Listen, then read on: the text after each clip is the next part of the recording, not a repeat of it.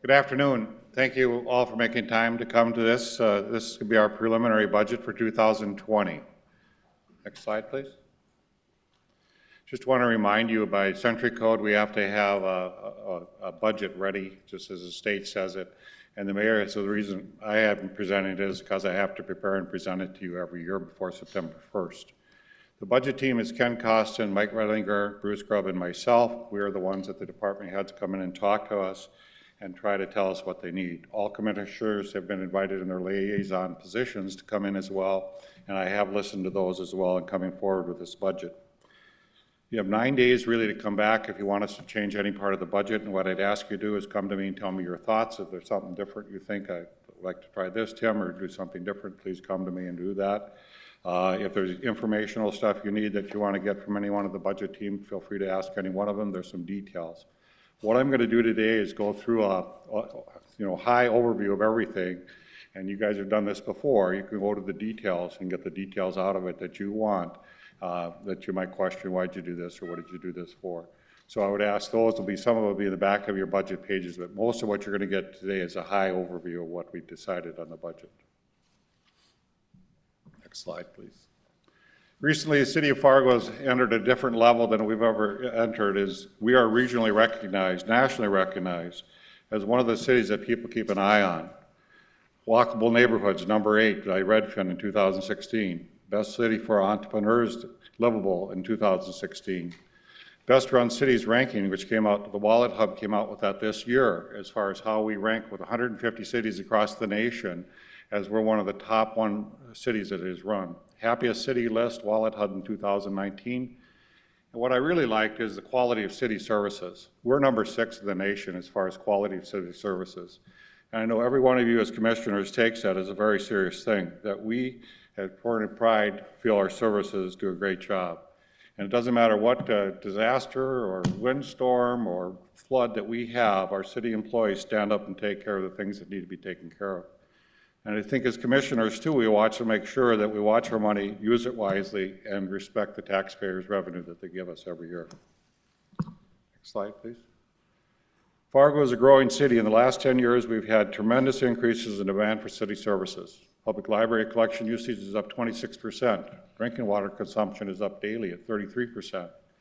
Public works miles of streets, if you think about how much we've expanded over the last 10 years, we've had 56% expansion. What city has ever done that? How many streets do we have now that we didn't have before that we have to take care of? Police have always talked about the service calls are going up to 86% over the last 10 years. And fire has gone up 161%. So we have service calls out there that we have to tend to, in which the public expects good and speedy service. They expect us to do a good job. And that's what we're seeing at this time. Part of the budget response this year is we just have to respond to the fact that the city is growing and we want to do a good job we give to our people in the city. The other issue we have to contend with is that in the last 10 years, we're one of the fastest growing cities in the Midwest. We've had continual growth over that time frame. And in a lot of times you'd think, well, we're 90 or 100,000. We keep growing. We're up to 124,000 now. And we have a potential of increasing even more in the next 10 years. Another 10,000 people might come into our community, as well as West Fargo and Moorhead as well. So we think there is going to be continued growth, and we have to keep up with that growth. We do not want to be lagging in our service. By 2025, we could have between 129,000 and 143,000 people. So we have to be ready. The state would like to grow to 1 million. If we're going to be the biggest epicenter in the state, we feel we will have continued growth. And as a city government, we have to prepare for that. We talk about our major initiatives, and I was visiting the mayor one time and asked about his major initiatives, and it was really interesting to realize how many major initiatives we have as a community. So we're going to continue our long-term flood diversion project, which is moving. Inlet structure is now having some construction done on it, and we're continuing to march forward with the P3. So we have to make the city flood-proof. Contrast that, we also had the Red River Valley water supply, which we have to make the city drought-proof. This is going to be coming forward in the next few years as well, and we're going to have to look at that and how we're going to be able to provide drought protection throughout the city. We have to be prepared for both extremes. We also are a regional leader in water, wastewater, and taking care of the region. Horace just called us or sent us a letter last week and requested service of water and sewer for their community. And just as we did in West Fargo, we'll continue to offer services regionally. We're also going to have innovation as well. So we have a Southwest Regional Stormwater Retention Pond. Now this is an interesting way of handling stormwater retention, whereas most of the time whenever you build, you have to put a retention pond on your plot of land, and then you can put your building there. This is going to be a retention pond for the whole region in that area, and it'll save $15 million in infrastructure costs to the city. We'll get an additional $4 to $5 million savings in interest costs because it's a SRF loan. In addition to that, once this retention pond is done, it'll be a recreational area where people and citizens can visit. We're really excited about it and think this will be one of the major recreational areas in the south side of the city, but it saves money and it saves taxpayers money as well to have this happen. The questions we have go forward in performing major initiatives, the Fargo Dome expansion. There's an idea to increase the size of the Fargo Dome, to increase the amenities that it has, to make it even larger in an area to add more different events. At the same time, we're looking at the Performing Arts Center, and we complement the two. You could have certain events at the Fargo Dome, and then you could have certain things at the Performing Arts Center. And we feel this is a real change in our community. We could have something that would be a 1-2 punch for the community to offer amenities that we feel the community needs.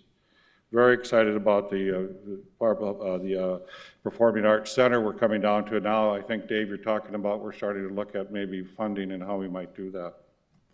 The third thing is the Civic Center. Now, you're going to see part of that happen in this fall, and we're going to get the sodbuster out in front of the library. And you're going to see some changes in the Civic Center Plaza. And that is another initiative that we have to take up of how do we finish this off. We've got the library, City Hall, Civic Center. How do we finish off this area? And is this going to be the green space in the city of Fargo? So all these initiatives are things we as commissioners have to think about going forward.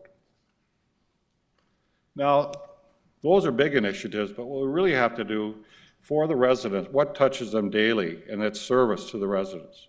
So we're continuing to implement the police department's strategic plan, and we're responding to emerging issues. We're partnering, like for instance, we're partnering with the library and the Matt Bus departments to have one officer that goes between those two areas. And that officer will attend to the security needs in those areas. As our population grows, we find those are gathering places for people, and we feel one officer could go between the two. Ben Dow has the task to look at Snowgate feasibility, and I know he's just excited about that. But that is one request we get getting all the time. We want Snowgates, we want Snowgates. Okay, let's look at it. And I know you were $900,000 over budget last year, but Ben, maybe this could be a little cheaper. We'll see what you do. But the public's been asking for that, and we have to look at it. No different than taking the trees out. We have to rethink things after this windstorm, how we do things, and just like that, we'll look into that. Planning Department, Nicole Crutchfield gave a very good presentation the other day about Planning Department and what we need to do. And we're really focusing our efforts this year on neighborhoods and community development outcomes. We're going to do a land development code and go through that as well, but I think the Planning Department has its hands full with what they presented to us the other day. We're also going to look at transit efficiencies. We talk about utilizing the Link FM services and targeted events, but I'm evaluating its performance, and I'd like to move suspension of daily services and instead use those resources to fund a collaborative effort with United Way to provide transportation for people to Industrial Park. So we are taking your advice. We'd like to make the Link service work when we have events, but it doesn't have to run on a daily basis. And we do feel that we'll move forward on that to try to use some of our transits. Is there a better way of using your efficiencies in transit to get people to their jobs or get them around town or the things that they need to do? We're also going to try a paratransit pilot project to put a part-time, non-benefited staff member to serve as a personal care attendant to increase the efficiency and improve customer services experiences on the paratransit pilot. We think that'll be helpful, and that's been brought up to me as well. And as we grow, we thought this is really cool, inspection zones.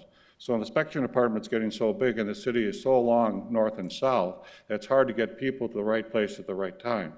So we're going to have zones for the inspection department to help make efficiency, to improve the turnaround time and hopefully give better services to the people that are impacted by our inspectors and perhaps give better service. All of these areas will improve services and our efficiency. Now, let's look at our challenges. And you as commissioners can kind of understand this as we go through this because there's a lot of money on the table. We've already supported the public safety market implementation, and that was almost $1 million. In addition, we just approved the bus driver contract and market adjustment. In addition to that, we're coming to market now, but we realize that we haven't kept to market with our employees, and we have to continue to keep with the market with our employees, and that came up with a $163,000 adjustment. The competitive wage adjustment is just the fact that in this community, people are getting market raises of anywhere from 3 to 5%. And if we're able to keep our employees, we're going to have to keep competitive in that market. So 2.5 competitive wage adjustment seems to keep in that. And when we talk to Jill, that it seems to be where we need to be in order to maintain in the market our competitive wage. We just got caught up to market basically this year as we're catching as you see these things, but we have to keep there and keep ahead of it. Now the general fund challenges is we had a request for 43.95 employees. We only approved 6, so I think we're pretty tough on that. The health insurance premiums went up, we went down 30% 2 years ago, 15%, and now we're getting back into what a lot of people have in the market, an increase in your health insurance, 15%.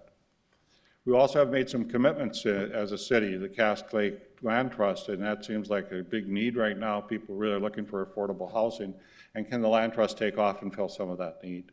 Fueling Our Future is going to address workforce issues that we have throughout the community and try to see what we can do different to make sure we're meeting the needs of our employers and the people who need jobs. And growth in operating service levels, actually we've cut that at a modest level of 145,000, and that's just to continue to give us good service with the increasing growing of the city. Now I'm going to step you through the big budgetary expenses, and as you all know as commissioners, what it is this personnel expenses, operating expenses, and capital. Grubb always talks about the three-legged stool, and every one of those impacts on us and how the budget goes forward.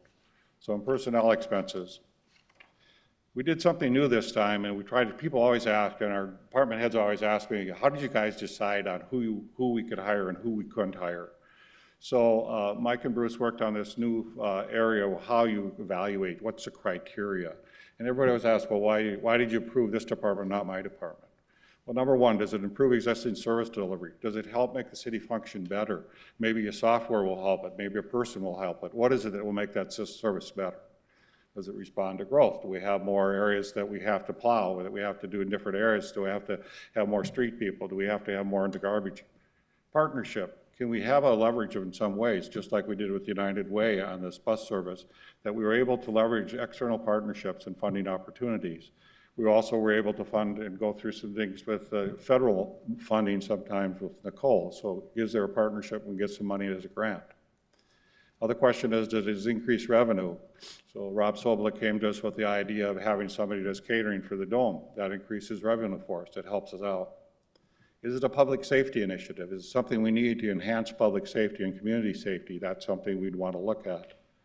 And lastly is succession planning. If somebody in the department is coming up and we anticipate they eventually might be the chief or might be the head of the department, do we have enough people in line lined up so that we could have good succession planning if somebody decided to retire or some other aspect took a different job? So those were the 6 criteria. They were ranked high, medium, and low, and the high ones were the ones we put in as going forward, and the medium lows we'll think about. There are some that are very good requests, but we just can't do it this time. Now, the ones we looked at, streets and sewer, we know now that Ben had a heck of a winter. I bet you a lot of overtime. A lot of guys worked without any vacation, any time off. We felt we should add 2 to that area. We had added a mechanic to central garage because we have a lot of equipment out there that needs to be serviced. Police on the strategic plan, we're marching forward. We'll continue to add policemen as we do. And the Civic Center, we had a position we never filled, so we said, we don't really need this position filled, so we took it off as 1. So that's how we come up with a 6 on the general fund. This is funded by the general fund. You do see fire asked for 9, but that was to have a pickup downtown and do quick response for that. We just are not ready for that this time with the constraints of our budget. The Fargo Police Department community from 2014 to 2020, we have added, concluding this year, 43 total new FTEs in the police department, and we've added 6 more in the fire department. So we feel we have continued to invest in safety and continue to place our people in those positions. And the thing I'm really excited about right now as Chief Todd tells me, he's fully full. So all the times we've had vacancies in the police department, we had 2 more hires yesterday sworn in, and now we're to a fully full department. Non-general fund, we use utility funding to do this, and I just want to highlight a couple innovative things. Water, actually, as you know, we're growing. We have a huge regional center, so we need people in that area. But stormwater and wastewater are going to share a position, a plumber that will help them in inspections. So the 2 of them are funding it. Stormwater needs help in some of their infrastructure, and wastewater needs it as well. It's funded from each one of those departments, half and half. We feel that really helps out a bit. Trees and forestry is getting bigger. This community continues to grow, and this last bout with the trees, we know we do have issues when things happen. And the Fargo Dome has made some good requests for some people we feel will help enhance the service out there. In planning, John, we got a little gift here in CBG grant and HUD funding, which we can add another person and really focus on some of the things I think you want them to focus on. So total citywide with general and non-general fund is 53.95 are requested, and we're only recommending going ahead with 13. Now, operating expenses. The budget team worked very hard on operating expenses. And what we did is looked at all the different elements of that to see, is there a way we can cut back, which you always look at to see if there's something we can do different. So the operating expenses added, this is new added costs that we didn't have last year that were requested. And we had a request a cost of almost 2.6 million, and we trimmed that back to 1.3. So we worked real hard to keep that in line with what we felt we could afford or not afford, and what will go forward in this budget, and maybe something we'll look at going forward next budget. In addition, we did this thing, and I think talked to Tony Grinberg that Kent talked to you about this, is there some stuff that we have fluff, where we never take it, or you don't take a trip, or your departments have money set aside and they never use it, or do some things. And what we did with that is we got rid of $1.2 million that just is held out for a possibility of using, and it's been never used. So we, again, when we trim that. So the net operating expense difference total is $145,000. And I think that is trimming it really tight to have it to hold to that level. Capital expenses. Now this is in 3 different funds, and the reason we do it in 3 different funds is to help clarity for all commissioners so we can understand where we're operating and how we're operating it out of it. So the first one is the general fund, and that truly will impact the general fund, and when you see that, that's stuff that you will see on your things that come out. So request 1.7 million, we cut that to 639,000. Every one of the departments had acute needs, and we tried to keep it to what they needed and make sure that we tried to address what they needed to have in those areas. General Fund 475 is really some of our more expensive equipment. So 4.5 million is really a request, and as you see, we came to 4.3. And here's why. We ordered a new fire truck and its equipment, and fire trucks are expensive. I don't care how you buy them, but they're expensive, and you got to put equipment on them. We're also adding in all the police cars, video system, and a fire department mobile data computers. So you'll see the IS, there's a pretty big price in that, how we have to add these things to all of our equipment. Public Works has also asked for a new street sweeper, and they want to engage drainage improvements to the area where we stored snow last year, so there's some improvements that they have to do in that area as well.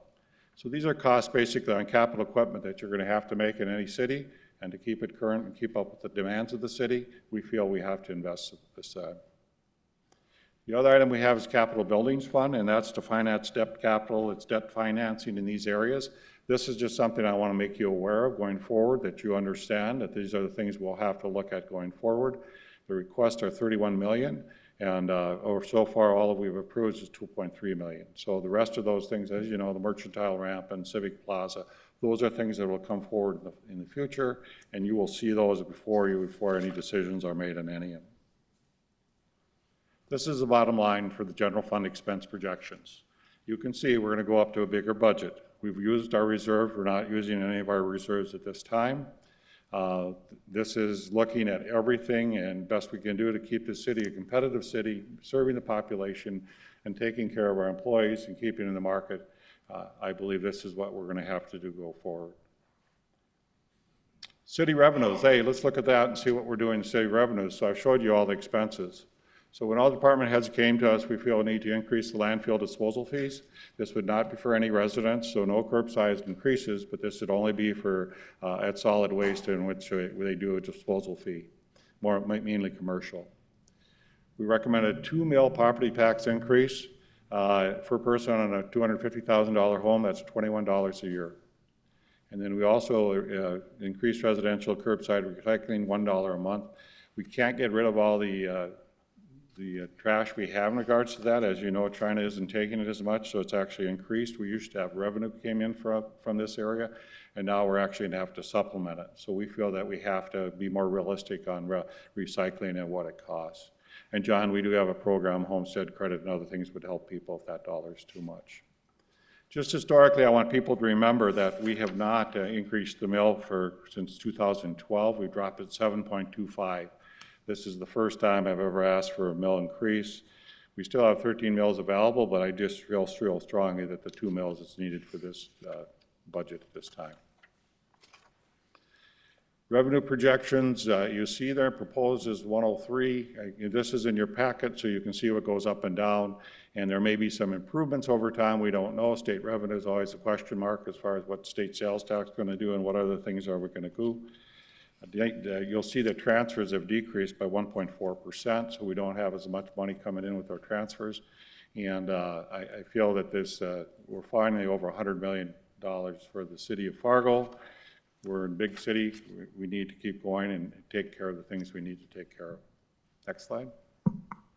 So you know the schedule that goes forward. What we're going to have to do is, in going forward, you get to bring things to me. 9 days, we'll have to come back and receive and file, and then later, of course, we'll approve the budget. My request is individually, you can come talk to me. As you know, the rules and open meeting laws. I can talk to you about your concerns. I can't elicit and ask for your vote at that time. So here are our overall goals. Oh, I'm sorry. It's tough to run a city. Leaders must strike a fine balance between running all departments optimally with limited budget while keeping residents happy. The bigger cities get, the more complex it tends to be. And I have to say that this budget was one of the most complex we've done in a way. We have market needs, we had personnel needs, we had capital needs, and we tried to balance it to what would be best to give good services and have people feel they get high quality for those services. I think when we look around the different surveys, you'll find that the city of Fargo ranked very high. If you look across the state of North Dakota, we're the lowest cost per capita for any of the cities that are in the state of Fargo, or state of North Dakota. And we continue to rank highly even in the tri-state area as far as how we provide our services and what we provide for our citizens. Going forward, Fargo competes nationally. If we're going to have people come into our community, what has to happen is we have to have the services that people find they enjoy. And if we're competing nationally for people to move into our community, we have to remain highly ranked and do a great job in giving great service to our citizens. Going forward, our vision of the city of Fargo are these 6 areas. We're a safe city for everybody. Everywhere in the city, in our community, it's a safe area. You feel safe walking at night, taking your dog out, being with your children, being in the parks. We will be a safe city. We're going to be nationally recognized as service excellent. I can't tell you enough how proud I am of our employees that we're ranked number 6 in the nation as far as the service we give. And that's a hard thing to do with a climate that had below 0 half the winter this year, and a climate that gives us rain, wind, fire, everything, but we continue to give great service. Community engagement is high. We're continuing to have community engagement with different committees we have, and if people want us to do certain things with the city, they tell us. Smart growth is our challenge right now, and with the neighborhood studies and with the land development code, I think we'll continue to develop increasing density in our neighborhoods. We'll try to address what happens in the rehab of the neighborhoods. What are we going to do to make it better? Walkable, bikeable, are there different things? Regional leader. We continue to be a regional leader in the state of North Dakota. We will continue to reach out to our neighbors and see how we can help them in any way and how we can decrease the cost of all taxpayers by trying to have regional centers, water, wastewater, how you do that. How do we coordinate activities with the police departments, West Fargo, Moorhead? How can we work together to try to decrease the cost for everybody? So these are our 5 goals, I feel, for the city of Fargo. I'd like to show you a video now. One of the reasons I want to show you the video, it reflects on us of what our employees think about some days is how can we serve better. And I think this is a good example how every employer in our community or in City of Fargo can make an impact, and this man made an impact on somebody else's life. Tonight, proof there are some really good people out there. Some of you perhaps have seen this man, John Cunningham. He's the guy in a wheelchair who waves all day long on a sidewalk along South University Drive in Fargo. John, a resident of Elam Care Center, has developed quite the fan club, and today someone decided to turn the tables and make John's day. The story tonight from WDAY News reporter Kevin Wallivant.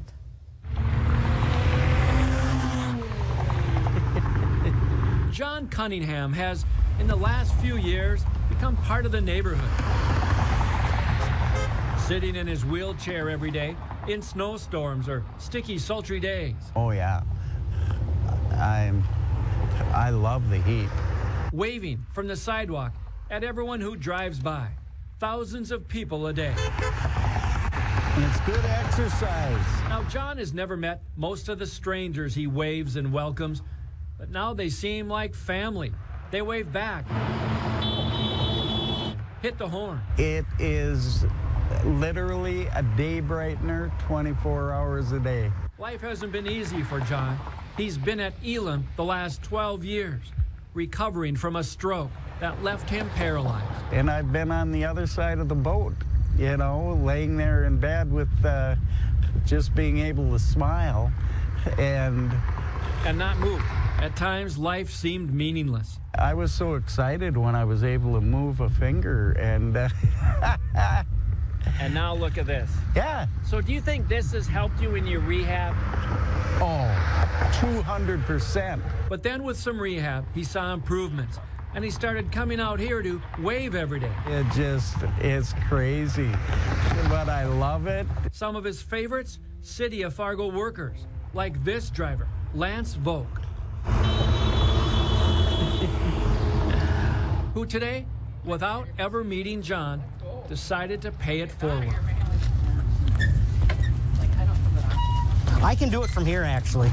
Working with the folks at Hero, Lance went in and bought John a motorized wheelchair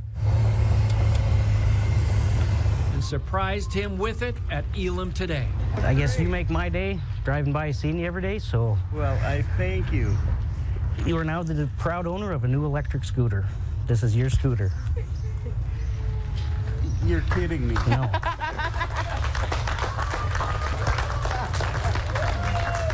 This is a blessing. There was gratefulness and tears all around. These two men, both fathers and grandfathers, who have waved at each other every day for months This is heaven on earth. without knowing each other, now putting life into perspective for so many. Like I said, I see him Monday through Friday about that same time frame, and he brightens my day, so I was able to brighten his today. Oh, this is great. Sometimes it takes so little to make someone's day. Talk about a valuable lesson in giving, expectations, and a life changed just because of a wave. Kevin Wallivant, WDAY News. And now that Lance and John have finally met, Lance says he'll make a point of not just honking when he goes by in the garbage truck. He plans on stopping to have coffee with John when he can. I want us to think about this. Our people, our employees. There are thousands of touch points each day with our residents.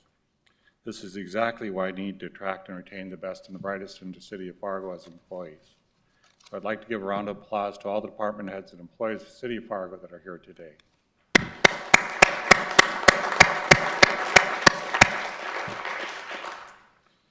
Greg, can I just go to the next slide? I just want to show something. So some people wonder what's going on in property tax value and the problem of paying taxes.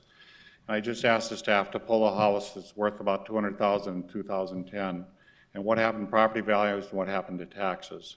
So in 2011, the house was worth $204,000. Now it's worth $264,000. Had the different bumps that happened over the last several years. The tax rate went down starting in 2012 or 2011, and then it's climbed back up. In addition, the state gave a buy down, so you obviously had a little different. If that state buy down had not been there, your taxes would have remained pretty high at that point, $2,800. But even with this tax, as we go forward in 2018, even the 2 mil increase, we've still kept your taxes lower than 2011. And I think that's hard to do in a growing city. I think as you look around and see all the different things that have happened in your community, we've done great to keep this down as cost. Next slide. And to remember, for the normal tax holder, 20% is all the city's share has out there. We don't have the major share, which the school district has. Park District and county also contribute to this, and the Water Resource District isn't much at all. Next one. And then general fund expenditures, I just want to remind us that that has kept it at a low amount over the time and averaged out, Kent, what does it average out over 10 years, did you say? I don't see it on your chart there.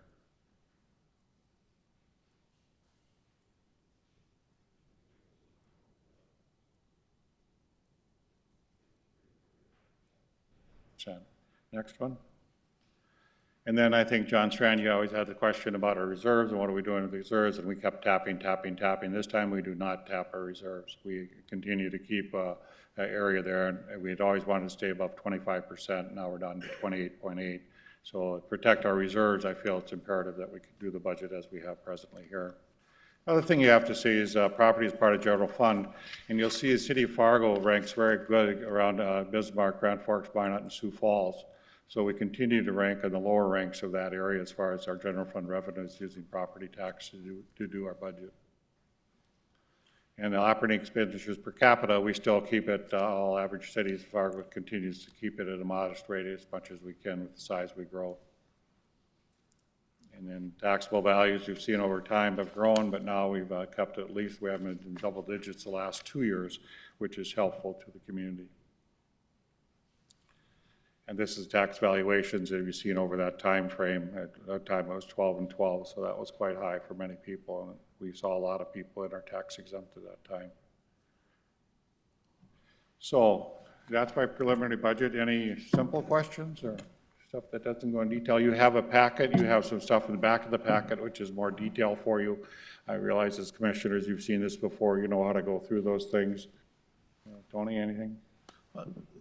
Wonderful presentation. A couple of questions. One, in particular, yourself, Mayor, or Chief Todd, a comment or two on the Chief's 10-year plan with public safety. When I was first elected in 16, learned about a plan that was incremental with the city's growth. And I'd just like to have a comment on where we're at with that, with this year's budget, if you can answer that. Chief, you want to speak to that, or?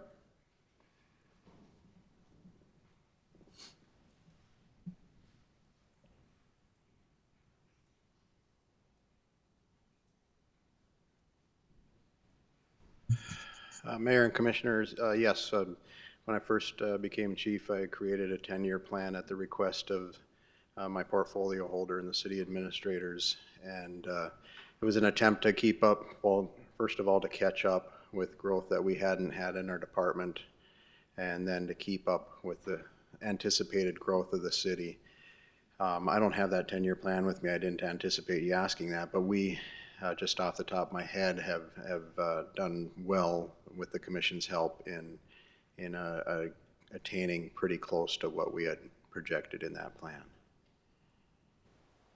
Thank you. And then just a comment or a question. Largely, this budget is pretty straightforward and addresses salaries and increase in FTEs. I mean, my math is 74% or so of this increased spending is in positions. Given our recent changes with law enforcement and fire and transit, and if I understood right, 2.5% increase in salary, our best plan at this point is that we would not have any mid-year amendments coming in 2020 by addressing what we believe is to be competitive with across city services and city departments? Exactly. A good point. Is this is not going into this 2020 budget anticipating any mid-year adjustments to any salary or personnel at this time. We worked real hard with that with Joe Minette to look through all the different positions and where we were at.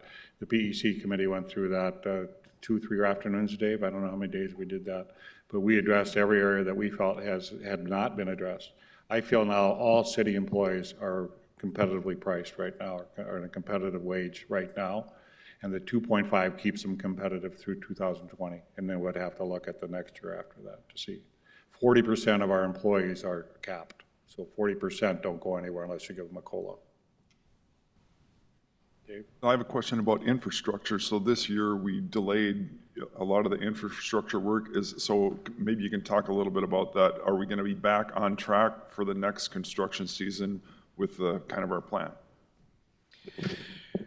Yes, we are. You're speaking about the infrastructure CIP, Dave, that really a big important piece of the overall fiscal functioning of the budget. It doesn't directly touch the general fund impact, which is always the biggest bugaboo. But what I can tell you is the 2020 CIP, which I looked at in detail last week, brought back water main and arterial projects that were dropped out in 2019 while we kind of went through this transition period. So yes. I just had one more thing. So the PC, when we review all the requests for personnel, that's very difficult. All the departments, all the requests are legitimate, and it's very difficult to not give them all because, I mean, there's usually a lot of substance to every request. However, I will say the most appealing ones were this year. We have a couple examples where different departments combined, and to me that is a great sign that the staff is working together how to solve problems. One is with inspections and engineering to make it more efficient. So all the requests are legitimate. There aren't any that are not, and I just think it's a very tough thing. Ideally, it'd be nice to be able to grant them all, but it's just you can't do that. But anyway, it's a very difficult process, and we have a good group, and that's a good thing. But it's tough not to approve them all. Thank you. Tony, anything? Yeah, thanks for the presentation. One thing there's a few things I'm hoping that we can send out to all the commissioners for this stuff. One thing is the specific plan for the Link FM, to see where, how much it's going to go down in service, not going from a daily to more of a special events type of thing. And also if Moorhead is agreeing with that, or have we not reached out to them yet? We did talk to Moorhead and explain that we were going to do this. So daily service would go away, and it'd be like special events, downtown street fair or some other issues like that, where we know there'll be anticipated a lot of crowds. Maybe we can utilize them more at Center Mall for parking. And for the record, I completely like that plan, and it's a great step in the right direction, I think. Kent, what fund was taken out of the general fund last year? What was it called? It was a utility fund of some kind. Please repeat the question. What fund was taken out of it? It was general fund before, and we created a new fund last year and put about $4 million in there. That was a shift in our capital funding. So what used to be posited in the general fund for capital was shifted into the Capital Fund 475, which he highlighted there at about 4.3 million, and that is being funded by transfers from utilities. Okay. I'd like to see the last year actual to this year requested or approved in this budget, if I could. Also, the total budget. We were talking general fund here, but talking about the total budget for the city from this year to next year as well for everybody. Yeah, we're planning to wrap up our formal budget book, at least in draft, so you can see the comprehensive numbers all rolled together. It's about a 170-page document, so we're just finishing that out this week with a goal of trying to get it out by the end of the week so that you'll have time to look at the totals. The totals haven't moved much overall, but it's certainly important to look at the detail. Yep, and then when we look at percentages here, we're looking at, for the general fund reserve, we're looking at the amount of money in that reserve versus the general fund itself. That's the percent, right? Right. Okay, so I just want to make a point to everybody that as our general fund grows, the amount that stays in the reserve fund could stay the same, but that percent will go down because the general fund is bigger, correct? Just simple percentages. So it might look scary that we're down 5% over the last 4 years, but the general fund has grown at a certain rate, so that amount could very well be the exact same. The last thing I'll ask about is the Prairie Dog bill. When do we expect the first payments from that to come? That should come next year. We're anticipating, looking with oil revenues, anticipating we probably will get 13 million. Okay. And I think the Specials Committee is addressing part of that, so we're waiting for that report.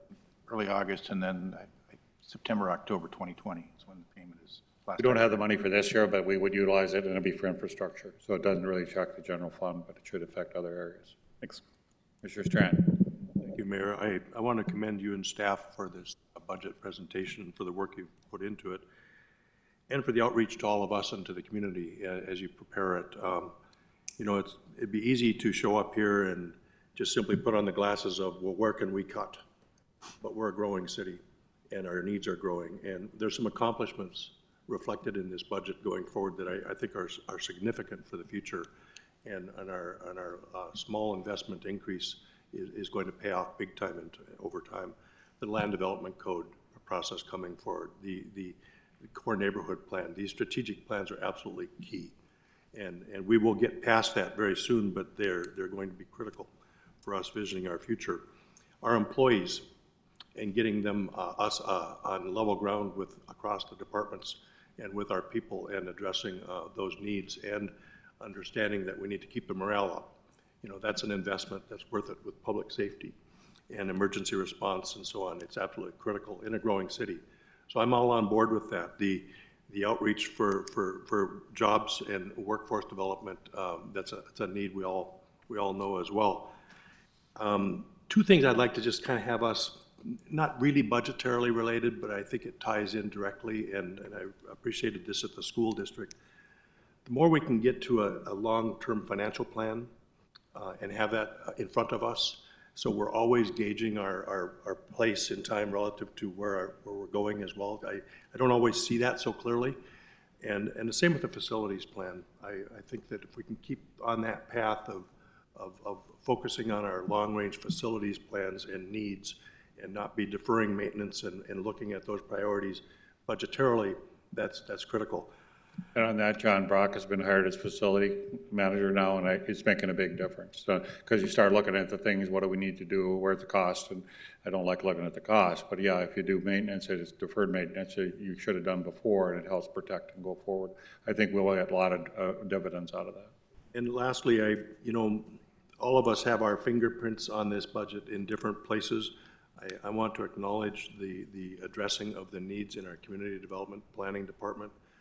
We have some really substantial needs coming to us with community development and with planning and with affordable housing. That new staff person there will be really critical to all of us through time, and I know that there's an investment in that. I'm okay with it. So yes, we're asking for a bigger budget, but when you made a presentation not long ago and you made the comment that one mill could translate into 7 policemen or something like yes. that resonated with the people. I heard more feedback on that comment, like that was translatable, that was tangible. They could see it, the needs of community safety, that a small investment will get us a lot of result.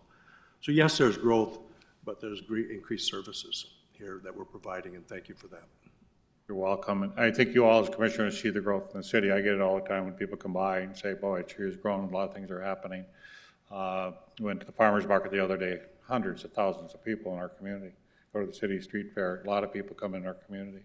And the comment I hear over and over is your city is growing and it's really a great city to be part of. And I think that's the beauty is we better not fumble. To Dave's analogy, if you're going for the goal line and you fumble the ball, you're always remembered. We want to be remembered as the guys who get the touchdown and 7-time national champions. No, but we want to be able to deliver to the public what they want. And I think all of you as commissioners hear that. You get emails, you get calls, you get different things. If they like what you're doing, they tell you. If they don't like what you're doing, you hear as well. But, you know, I had one of my residents call me and she was mad about our trees were still sitting after the storm, and that was a huge issue. We had this storm issue. And I called Ben Dow and I said, can you take a look at our area and see what we can do? Well, lo and behold, some of those trees got removed that day. So, I mean, it's just sometimes when you know somebody's really upset about something in our community, our team looks at what can we do to be happy. And, you know, I can go over and over about different employees and things they've reached out and done for our employees, or excuse me, our taxpayers. But I think it's a great city, and I think we have to keep with its growth and serve our community. So thank you very much. We'll try to get the final budget to the commission for receive and file, but I'd like to hear your suggestions before we do that, and if there's any major changes, don't bring them to me, and I'll take it to the team. Thank you.